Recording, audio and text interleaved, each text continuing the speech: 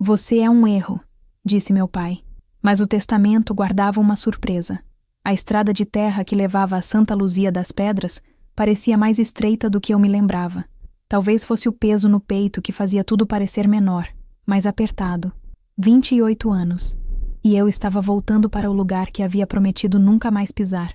O carro alugado chacoalhou numa pedra maior, me despertando dos devaneios. Pela janela, os casarões coloniais começaram a aparecer entre as árvores. Suas janelas de madeira pintada espiando por trás das folhagens como olhos curiosos. Santa Luzia das Pedras continuava parada no tempo, exatamente como eu havia deixado 10 anos atrás. Parei em frente à casa onde cresci com vovó Olga. A pintura azul clara descascava nas bordas, mas o jardim de rosas vermelhas ainda florescia teimoso na frente da varanda. Respirei fundo, inalando o perfume familiar que me transportou instantaneamente para os domingos de pão caseiro e histórias da Bíblia. Cecília, minha menina. A voz de vovó ecoou antes mesmo que eu descesse do carro.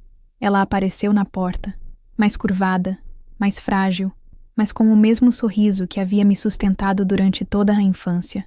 Pensei que você não viria. Eu também pensei que não viria. Quando o telefonema chegou 3 dias atrás, informando que Antônio Pereira, meu pai, havia morrido de infarto, minha primeira reação foi desligar. Que diferença fazia? Ele havia passado 28 anos me lembrando que eu era um erro, um acidente de uma noite que ele queria esquecer. Você é um erro. Eram as palavras que ecoavam sempre que eu tentava me aproximar dele quando criança. Não importava se eu tentasse abraçá-lo na rua, se perguntasse sobre minha mãe, ou se simplesmente existisse na mesma cidade que ele. Para Antônio Pereira, eu sempre fui a filha bastarda que manchava sua reputação de homem de bem. Vim pelo Senhor, vovó, murmurei, abraçando seu corpo pequeno e delicado. Só por você. Ela me puxou para dentro, suas mãos trêmulas preparando café sem que eu pedisse. A casa cheirava a lavanda e memórias, as mesmas que eu havia tentado enterrar em São Paulo, na correria da vida adulta, no trabalho como designer gráfica que me mantinha ocupada demais para pensar no passado. O enterro foi ontem, vovó disse, mexendo o açúcar no café com movimentos mecânicos. Estava cheio, a cidade inteira foi se despedir dele. E os filhos legítimos? Perguntei, sem conseguir esconder o amargor na voz. Marcos e Helena estavam lá. Choraram muito. Ela fez uma pausa, me estudando com aqueles olhos azuis que sempre pareciam ver através das pessoas. Você deveria ter estado lá também, Cecília. Ele nunca me quis lá, vovó. Por que eu iria ao enterro de alguém que passou a vida inteira me rejeitando? Vovó suspirou, guardando algo que eu não conseguia decifrar em sua expressão. Nem sempre as coisas são o que parecem, minha filha. Às vezes, os homens fazem escolhas que não são escolhas de verdade. Antes que eu pudesse perguntar o que isso significava, a campainha tocou. Vovó se levantou devagar e eu ouvi vozes conhecidas na porta. Meu estômago se contraiu quando reconheci o tom autoritário de Marcos. Meu meio-irmão. Boa tarde, dona Olga. Soubemos que Cecília chegou hoje. Ele entrou sem ser convidado. E Helena o seguiu. Marcos havia engordado. Seus cabelos grisalhos penteados para trás, num estilo que tentava esconder a calvície. Helena, sempre a princesinha, estava impecável mesmo vestida de luto, seus olhos vermelhos de choro ensaiado. Marcos. Helena. Cumprimentei com a voz mais neutra que consegui. Não esperávamos você no enterro, disse Helena, o tom carregado de reprovação. Depois de tanto tempo sem dar notícias, não vim para o enterro. Vim por causa do testamento. O silêncio que se seguiu foi tenso. Marcos cruzou os braços, sua postura defensiva. Que testamento? Papai não deixou nada para você. O advogado me ligou. Doutor Augusto. Disse que há uma leitura hoje à tarde. Vi o olhar que os irmãos trocaram. Um misto de surpresa e irritação. Marcos pigarreou. Deve ser um engano. Você... Bem, você sabe como as coisas sempre foram. Papai nunca te reconheceu oficialmente, mas me reconheceu no testamento, aparentemente. Vovó permaneceu calada, mas eu percebi um pequeno sorriso no canto de sua boca. Ela sabia de alguma coisa. Às 5 da tarde, estávamos todos no escritório empoeirado do Dr. Augusto, um homem de uns 60 anos que havia sido advogado da família Pereira por décadas. Ele ajustou os óculos e abriu uma pasta amarelada. Bem, começou ele, este testamento pode surpreender alguns de vocês. Marcos se remexeu na cadeira de couro velho. Helena mordiscava o lábio. Eu permaneci imóvel, preparada para mais uma decepção. Antônio Pereira, de sã consciência e no pleno uso de suas faculdades mentais, deixa para seus filhos legítimos, Marcos e Helena, a divisão igual de todos os seus bens móveis, contas bancárias e investimentos. Helena suspirou aliviada. Marcos assentiu com satisfação. E para Cecília Maria Pereira, meu sobrenome completo. Ele havia me reconhecido oficialmente. Deixo a casa da Rua das Acácias, número 47, onde vivi por 40 anos. O cofre de aço localizado em meu quarto e esta carta lacrada, com instruções específicas de que seja aberta apenas por ela, e apenas após ter acesso ao cofre. O mundo parou. A casa onde meu pai morou a vida inteira, onde eu nunca pude entrar. O silêncio foi quebrado pelo som da cadeira de Marcos raspando no chão de madeira. Isso é absurdo! Ele se levantou, as veias do pescoço saltando. Ela não pode ficar com a casa. Não faz parte da família. Segundo este testamento, faz sim, disse Dr. Augusto calmamente. E há mais uma coisa. Há uma observação aqui de que... Deixem-me ver. Cecília precisa entender que nem tudo que parece erro realmente é. Às vezes, escondemos nossos maiores tesouros para protegê-los. Meu coração disparou. As palavras ecoaram na sala silenciosa como um fantasma, tentando se comunicar com os vivos. Você é um erro. Ele havia dito tantas vezes, mas ali estava sua última mensagem, dizendo o contrário. A chave pesava mais do que deveria em minha mão. Dr. Augusto a havia entregado com uma solenidade quase ritual, como se estivesse me passando algo sagrado ou perigoso. A casa da Rua das Acácias, número 47, se erguia diante de mim como um fantasma de pedra e cal, suas janelas de madeira escura fechadas como pálpebras que guardavam sonhos antigos. Você tem certeza de que quer entrar sozinha? Vovó Olga segurou meu braço com delicadeza, mas percebi a preocupação em seus dedos trêmulos. Preciso fazer isso, respondi, embora minha voz saísse mais fraca do que pretendia. Ele deixou para mim por algum motivo. Marcos e Helena haviam partido do escritório em silêncio furioso, prometendo contestar o testamento. As últimas palavras de Marcos ainda ecoavam em meus ouvidos. Isso não vai ficar assim, Cecília. Você não conhece esta família como eu conheço. Havia uma ameaça velada ali que me fez arrepiar. Girei a chave na fechadura antiga. A porta rangeu ao se abrir, liberando um cheiro de mofo, lavanda seca e algo mais, algo que eu não conseguia identificar, mas que me fez o estômago se contrair. A casa estava escura, as cortinas grossas bloqueando qualquer vestígio de luz do fim de tarde. Procurei pelo interruptor às cegas, meus dedos encontrando o metal frio na parede. A luz amarelada de um lustre antigo revelou um ambiente congelado no tempo. Móveis de madeira pesada, um sofá de couro rachado, retratos familiares nas paredes, e nenhum deles incluía meu rosto. Caminhei pela sala como se estivesse visitando um museu da minha própria rejeição. Ali estava a poltrona onde meu pai se sentava para ler o jornal. Ali, a mesa onde ele fazia as contas da serraria que administrava. Cada objeto parecia sussurrar histórias das quais eu nunca fiz parte. Mas então, algo chamou minha atenção. Na estante de livros, entre volumes empoeirados de filosofia e história, havia uma fotografia pequena, quase escondida. Aproximei-me e peguei a moldura de prata. Meu coração parou. Era minha mãe, Lucia. Ela estava sorrindo, usando um vestido branco simples, em pé ao lado de um homem que eu reconheci como uma versão mais jovem do meu pai. Mas não era uma foto qualquer. Ela estava grávida, a barriga arredondada evidente sob o tecido claro. E meu pai? Meu pai estava com a mão apoiada sobre a barriga dela, sorrindo de uma forma que eu nunca havia visto. Jesus Cristo, murmurei, as mãos tremendo. Esta não era a expressão de um homem que considerava a gravidez um erro. Esta era a expressão de alguém apaixonado. Subi as escadas de madeira, cada degrau rangendo sob meus pés como um aviso. O quarto principal ficava no final do corredor, a porta entreaberta. Empurrei-a devagar, revelando um ambiente simples. Uma cama de casal, um guarda-roupa antigo e, no canto, um cofre de aço cinza. O cofre. Aproximei-me dele como se fosse uma bomba prestes a explodir. Era maior do que havia imaginado, do tipo que requereria uma combinação ou chave especial. Procurei ao redor, vasculhando gavetas e prateleiras, até encontrar um envelope grudado na parte de trás do espelho da penteadeira.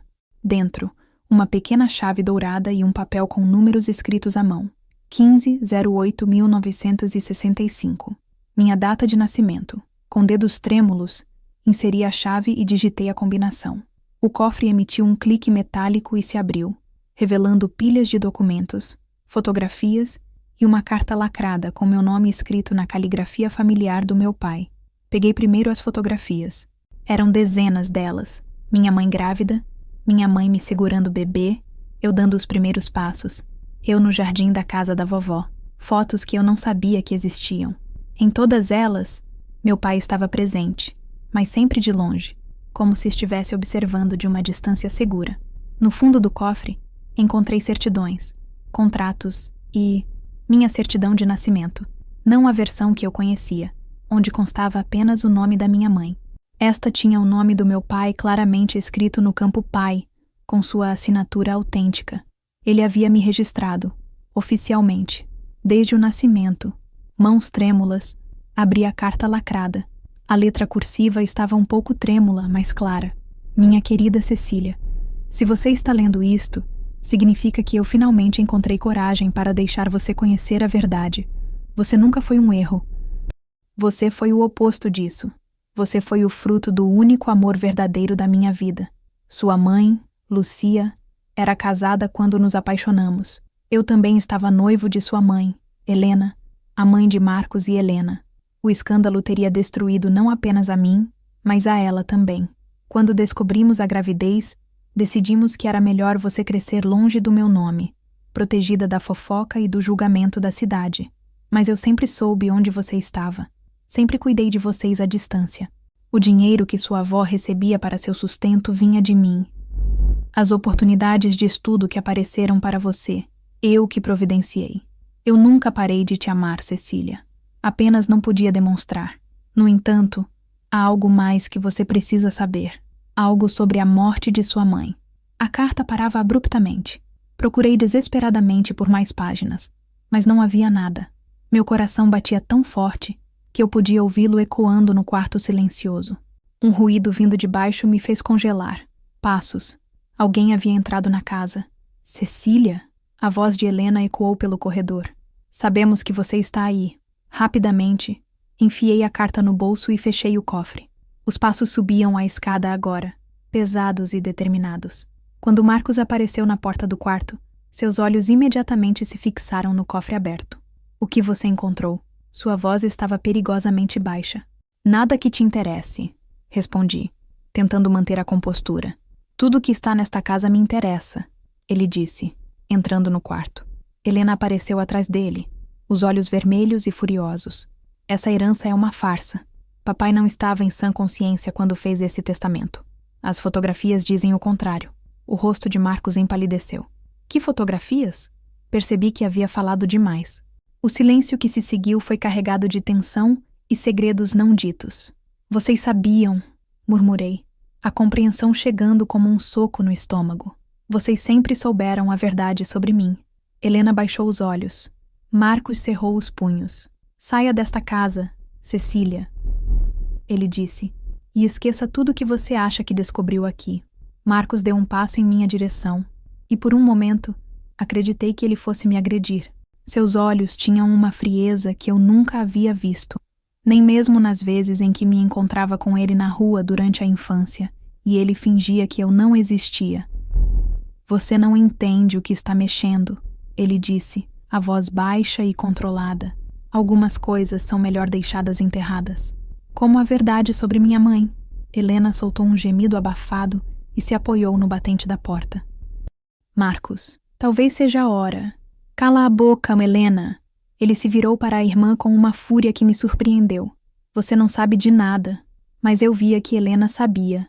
Sim, estava escrito em cada linha de tensão em seu rosto, na forma como suas mãos tremiam ligeiramente. Alguma coisa havia acontecido com minha mãe, e meus meio-irmãos estavam envolvidos no segredo. Saiam da minha casa, disse, tentando soar mais corajosa do que me sentia. Marcos riu, um som sem humor. Sua casa? Por enquanto, talvez. Mas vamos contestar esse testamento. E quando provarmos que papai não estava em condições mentais adequadas, ele registrou meu nascimento. Interrompi. Desde o primeiro dia. Tem documentos que provam que eu sempre fui filha reconhecida dele. A cor sumiu do rosto de Marcos. Helena cobriu a boca com as mãos. Impossível, murmurou ele. Papai nunca o quê? Nunca me amou? Senti a raiva crescendo no peito, quente e libertadora. A carta dele diz o contrário. As fotografias dizem o contrário. Vocês mentiram para mim a vida inteira. Nós protegemos você. Helena explodiu, lágrimas descendo por suas bochechas. Você não faz ideia do que aconteceu naquela época, do que nossa família teve que aguentar por causa desse relacionamento. Nossa família? Repeti, incrédula.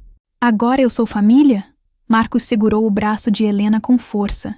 Já falou demais. Não, Marcos, cansei de mentiras. Helena se soltou dele e me encarou com olhos vermelhos. Sua mãe estava destruindo nossa família. Papai ia deixar nossa mãe por ela. Ia abandonar tudo.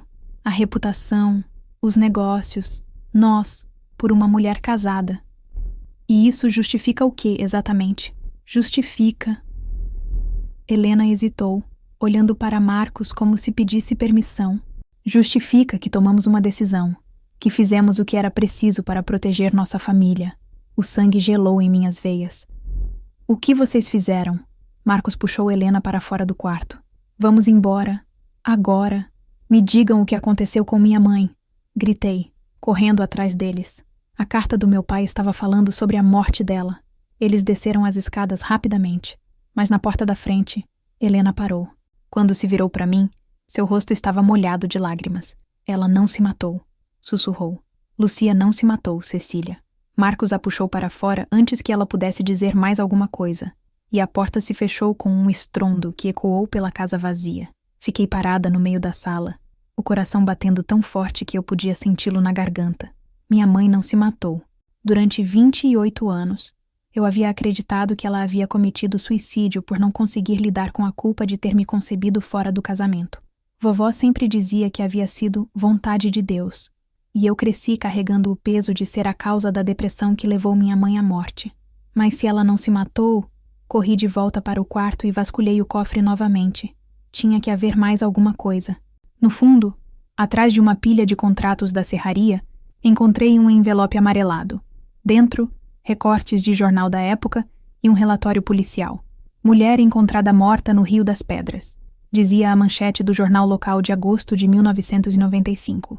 Lucia Santos, de 23 anos, foi encontrada morta nas margens do Rio das Pedras na manhã de ontem. A polícia investiga as circunstâncias da morte, mas fontes próximas à família indicam que a jovem vinha sofrendo de depressão severa após o fim de um relacionamento extraconjugal. Li o artigo 2 vezes, procurando por detalhes que havia perdido. No final, uma linha me chamou a atenção. O caso foi arquivado após investigação preliminar, sendo oficialmente classificado como suicídio. Arquivado, investigação preliminar. Peguei o relatório policial. Era uma cópia carbono, as letras meio desbotadas, mas ainda legíveis. O delegado responsável era Josué Martins, um nome que eu reconhecia. Ele ainda vivia na cidade, aposentado, mas ativo na vida social de Santa Luzia das Pedras. O relatório era estranhamente breve para uma investigação de morte. Poucas testemunhas foram ouvidas. Nenhuma autópsia foi realizada e o caso foi fechado em menos de uma semana. Para uma cidade pequena, onde qualquer novidade virava assunto por meses, essa rapidez era suspeita. Na última página do relatório, encontrei algo que me fez o sangue ferver. Uma anotação manuscrita na margem. Família Pereira solicita discrição máxima. Evitar escândalo público. Família Pereira. Meu pai havia pedido para abafar a investigação. Ou alguém da família havia pedido por ele. Guardei todos os documentos de volta no cofre e tranquei tudo. Precisava conversar com o delegado Josué, mas primeiro, tinha uma parada a fazer.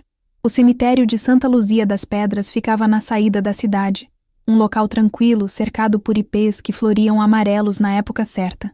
Fazia 10 anos que eu não visitava o túmulo da minha mãe, e me senti culpada pela caminhada entre as lápides de mármore e cruz de ferro.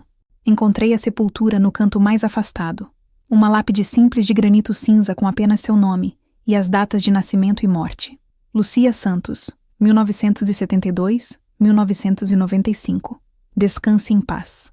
Ajoelhei diante da lápide e, pela primeira vez em anos, chorei. Chorei pela mulher que eu mal conheci, pelas mentiras que me contaram sobre ela, pela culpa que carreguei por ter nascido. Chorei pelo pai que me amou em segredo e pela verdade que estava sendo revelada tarde demais. Eu vou descobrir o que aconteceu com você, mãe. Sussurrei para a pedra fria. Prometo. Quando levantei para ir embora, notei que alguém havia colocado flores frescas no túmulo. Rosas brancas, ainda com gotas de orvalho. Alguém havia estado ali recentemente. Muito recentemente. Olhei ao redor do cemitério, mas estava vazio. Apenas eu e os mortos. E a sensação estranha de que estava sendo observada. Na saída, o coveiro, um homem idoso que eu não reconhecia, acenou para mim. Você é a filha da Lúcia, né? Sou, respondi surpresa. Ele olhou em volta, como se certificando de que ninguém mais estava por perto. Tem alguém que vem aqui toda semana colocar flores para ela. Toda semana. Faz 20 anos. Sempre rosas brancas. Quem? O velho coçou a cabeça. Nunca falou comigo, mas eu sei quem é. É o moço Marcos, o filho do seu Antônio. A revelação do coveiro ecoou em minha mente durante toda a noite. Marcos visitava o túmulo da minha mãe há 20 anos. O mesmo Marcos que me tratava como invisível, cuidava da sepultura da mulher que alegava ter destruído nossa família. Na manhã seguinte, encontrei a casa do ex-delegado Josué Martins. Era uma casa simples, pintada de amarelo, com uma varanda onde balançava uma rede. O homem que atendeu a porta devia ter uns 70 anos, cabelos brancos e olhos ainda alertas. Cecília Pereira, né? Ele disse antes que eu me apresentasse. Filha da Lúcia. O senhor se lembra de mim? Claro. Você era pequena quando sua mãe... Ele fez uma pausa. O que você quer comigo? A verdade sobre a morte da minha mãe. O rosto dele se fechou. Olhou para os lados e me fez sinal para entrar. Por que mexer nisso agora? Faz mais de 20 anos. Porque encontrei o relatório da investigação. Muito breve para um caso de morte suspeita. Josué suspirou. Você não vai gostar do que tenho para contar. Preciso saber. Sua mãe não se matou, Cecília. Ela foi assassinada. Mesmo esperando, ouvir em voz alta me atingiu como um soco. Como sabe, vi o corpo. Havia marcas de luta, arranhões defensivos, ferimento na cabeça que não batia com queda no rio. Ele mexeu o café nervoso. Mas quando comecei a investigar, recebi uma visita do prefeito, do juiz e do seu pai. Disseram que seria melhor arquivar rapidamente. E o senhor aceitou? Era delegado novo, tinha família, eles tinham poder. Sua voz saiu carregada de remorso. Arquivei o caso. Vivi com essa culpa por 20 anos. Suspeita de quem foi, tinha uma testemunha. Dona Benedita viu sua mãe discutindo com um rapaz alto, cabelos escuros, na margem do rio. Estavam brigando feio. E Marcos? A descrição batia, mas quando voltei para o depoimento oficial, ela mudou a versão. Disse que não viu nada. Josué balançou a cabeça. Alguém conversou com ela. Ele me entregou uma pasta amarelada. Guardei tudo. Fotos, anotações, tudo que não pude colocar no relatório oficial. Abri a pasta. As fotografias me causaram náusea, mas forcei-me a analisar. Vi as marcas que Josué mencionara e algo mais. Fibras de tecido diferente nas roupas da minha mãe. Essas fibras foram analisadas? Não houve tempo, mas guardei uma amostra. No fundo da pasta, encontrei um envelope com fios de lã azul escura, de boa qualidade. Lembro que Marcos tinha um suéter dessa cor, murmurei. Voltei para a casa da vovó com a cabeça fervilhando. Contei tudo a ela, que ouviu em silêncio. Eu sempre soube, sussurrou. No coração, sempre soube que Lucia não se mataria. Ela amava demais você. No dia seguinte, fui à serraria da família. Encontrei Marcos em seu escritório, que endureceu o rosto quando me viu. O que quer aqui? Coloquei a pasta sobre a mesa. Falar sobre o assassinato da minha mãe. Marcos empalideceu. Sua mãe se matou. Essas fotos contam uma história diferente. Mostrei as imagens. E essas fibras de lã azul encontradas nas roupas dela. Suas mãos tremeram. Isso não prova nada. Prova que houve luta. Prova que você estava lá, Marcos. O silêncio foi ensurdecedor. Então, seus ombros desabaram. Ela ia contar tudo. Sussurrou. Ia contar para minha mãe sobre o caso com papai. Sobre você. Ia destruir nossa família. As palavras de Marcos ecoaram no escritório como uma confissão carregada de 20 anos de culpa. Eu estava gravando tudo no meu celular, escondido no bolso, mas ele ainda não havia admitido completamente o crime. Conte tudo, disse, mantendo a voz firme apesar do coração disparado. Conte o que realmente aconteceu naquela noite. Marcos enterrou o rosto nas mãos. Quando levantou os olhos, eles estavam vermelhos e cheios de uma dor que eu nunca havia visto nele. Eu tinha 19 anos. Era jovem, burro, e via minha família se despedaçando por causa dessa situação. Sua voz saiu rouca. Papai estava completamente obcecado pela Lucia. Minha mãe chorava todas as noites. Helena mal conseguia dormir. E você era a prova viva de que nossa família era uma mentira. Isso não justifica nada. Não justifica! Ele bateu o punho na mesa. Eu sei que não justifica. Você acha que vivi um dia sequer sem pensar nisso? Que não me arrependi a cada segundo dos últimos 20 anos? Então por quê? Por que fazer aquilo? Marcos se levantou e caminhou até a janela, olhando para o pátio da serraria, onde homens trabalhavam alheios ao drama que se desenrolava. Eu a procurei para conversar. Queria implorar para que ela fosse embora da cidade, que deixasse nossa família em paz. Sua voz era apenas um sussurro agora.